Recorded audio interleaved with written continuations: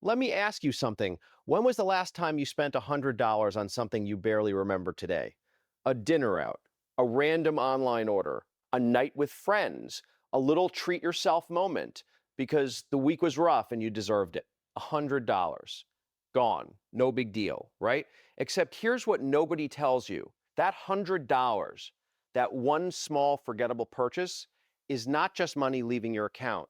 It's a window into something that is quietly controlling your entire financial life.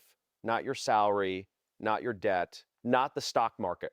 A habit, a pattern, an automatic decision your brain makes before you even realize it's making one. And by the end of this video, you're going to see that habit clearly, possibly for the first time. And once you see it, you cannot unsee it. Here's the story of almost everyone in their 20s and 30s. You have a job, a real job. Maybe it pays 40,000, maybe 60,000, maybe more. You're not rich, but you're not struggling. You pay your bills. You go out. Life is decent. But then January rolls around and you look at your bank account and think, wait, where did it all go? I made good money this year. Why do I have almost nothing saved? And the answer most people give themselves is the same every single time. I just need to earn more. Once I get that raise, once I hit that next number, then I'll start saving, then I'll start investing, then I'll get serious. But here's the uncomfortable truth. Most people got a raise last year, and their savings didn't move because the moment the income went up, the spending quietly rose right alongside it. A slightly nicer apartment, a few more dinners out, a subscription here, a gadget there. This is called lifestyle inflation, and it's one of the most invisible wealth killers on the planet. But lifestyle inflation is not the root problem, it's just the symptom. The root is the $100 habit, and to understand that, we have to talk about something most financial advice completely ignores: the psychology underneath your spending. What is the $100 habit? Here's the simplest way to think about it. Every person has an invisible internal script that runs automatically when money arrives. Not something you consciously decided, something you absorbed from your family, your upbringing, your friend group, your environment. And when money comes in, your brain opens that script and follows the instructions without asking your permission. The script might say, money is for enjoying now, not saving for some future that might never come. Or it might say, reward yourself, you earned it. Or it might say, keep up with the people around you, don't fall behind. Whatever your script says, your behavior follows it. Every single month, automatically. And $100 sits right in the danger zone. It's small enough to spend without guilt, but large enough to matter enormously over time. Here's the math that will change how you see this. $100 a month spent on forgettable things is $1,200 a year. Over 10 years, that's $12,000 gone.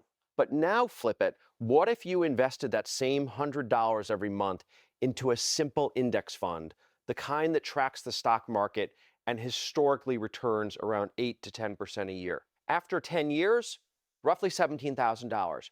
After 20, around $60,000. After 30 years, over $130,000 from $100 a month. The money was always there. The income was always there. The only difference was where the money went. That's the habit. That's what controls your financial future. Why your brain fights you on this? So if the math is this clear, why doesn't everyone just invest instead of spend? Because your brain is not designed to care about your financial future. It is designed to make you feel good right now. There's a concept called hyperbolic discounting. It means your brain places a dramatically higher value on immediate rewards than future ones. The pleasure of spending $100 today feels real and vivid. The benefit of having $130,000 in 30 years feels distant and abstract. Your brain always picks vivid over abstract, present over future. Every time you spend that $100, the habit gets slightly deeper. The neural pathway gets stronger. What started as a choice slowly becomes automatic. And then one day it isn't a choice at all. It's just what you do. Here's the deeper truth that most financial videos never reach. This is not a discipline problem. It's an identity problem. The way you spend money is not just a financial habit. It's an expression of who you believe yourself to be. The person who always picks up the check at dinner isn't just being generous. They're buying an identity. I'm the one who takes care of people. The person who needs the newest phone isn't just buying technology. They're buying a signal. I'm doing well. I belong. The person who shops online after a hard day isn't buying things. They're buying relief, a tiny moment of control in a world that feels out of control. This is why telling people to just save more almost never works long term, because you cannot consistently do something that contradicts your self-image. If you see yourself as someone who's just not good with money, your behavior will prove that belief true over and over without you even noticing. But here's what's powerful about this. The people who consistently build wealth aren't more disciplined than you. They're not smarter. They've just built a different identity. They think of themselves as investors. And investors have a different internal script. When money arrives, they don't ask, what do I want? They ask, what does this dollar's job? And here's the critical piece. The identity comes first, the money follows. You don't wait until you have a lot of money to think like an investor. You start thinking like an investor now with whatever you have, and the behavior follows almost automatically. So what do you actually do with this? 3 things, simple ones, no spreadsheets required. 1, find your habit. Go back through your last 60 days of transactions. Don't judge anything. Just sort your spending into 2 buckets. Bucket 1, things that genuinely added lasting value to your life. Bucket 2, things that felt good for a moment and then faded. Add up bucket 2. Whatever that number is, that's your $100 habit in action. Now you can see it. Named things lose their power. 2, automate before you can think. Set up an automatic transfer that moves money into an investment account the same day your paycheck arrives.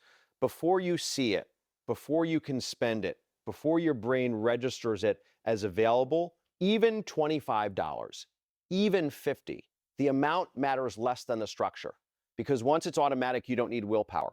The system makes the decision for you every single month without any effort. This is called paying yourself first. And it works not because it's clever, but because it removes the temptation entirely rather than trying to resist it. 3, change the story. Start telling yourself, out loud if you need to, I am an investor. Not I'm trying to be more careful. Not I'm saving up. An investor. Someone who thinks about what every dollar is doing, not just where it went.